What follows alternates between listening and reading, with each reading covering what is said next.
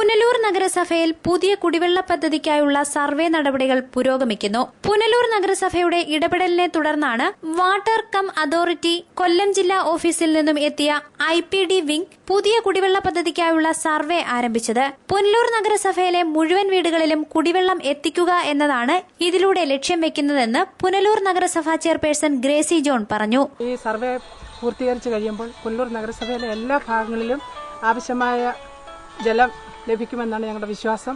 അതിനനുസരിച്ച് പുതിയ ടാങ്കും പുതിയ പൈപ്പ് ലൈനും ഇട്ടുകൊണ്ടാണ് ഈ പുതിയ പദ്ധതിക്ക് നമ്മൾ തുടക്കം കുറിക്കുന്നത്. കോടിക്കണക്കിന് രൂപ ചെലവഴിച്ചെങ്കിൽ മാത്രമേ പദ്ധതി നടപ്പിലാക്കാൻ സാധിക്കുകയുള്ളൂ. ഈ പ്രോജക്റ്റ് തയ്യാറാക്കി കേന്ദ്ര ഗവൺമെന്റിന് സമർപ്പിക്കാനാണ് ഞങ്ങൾ ഉദ്ദേശിച്ചിരിക്കുന്നത്.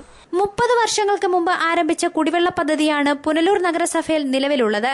ഇതിന്റെ പോരായ്മകൾ പരിഹരിച്ചും പുതിയ പൈപ്പ് ലൈനുകൾ സ്ഥാപിച്ചും വരാനിരിക്കുന്ന 50 വർഷങ്ങളെ മുന്നിൽ കണ്ടുകൊണ്ടാണ് ഇപ്പോഴുള്ള സർവേ നടപടികൾ പുരോഗമിക്കുന്നതെന്ന് പുനലൂർ നഗരസഭ വൈസ് ചെയർപേഴ്സൺ S. ബിജു പറഞ്ഞു.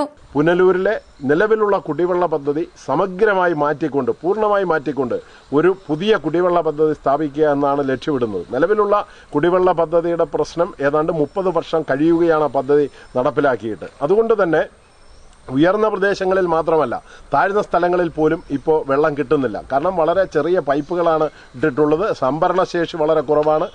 മോട്ടോറുകളും എല്ലാം കാലപ്പഴക്കത്താൽ അതിന്റെ പ്രവർത്തനക്ഷമത നഷ്ടപ്പെട്ട അവസ്ഥയാണുള്ളത്. കേരള വാട്ടർ അതോറിറ്റി ഇൻവെസ്റ്റിഗേഷൻ വിംഗിന്റെ senior surveyor Bovas KC, water authority investigation വിംഗിലെ first grade surveyor Suresh Babu എന്നിവർ സർവേ നടപടികൾക്ക് നേതൃത്വം നൽകി.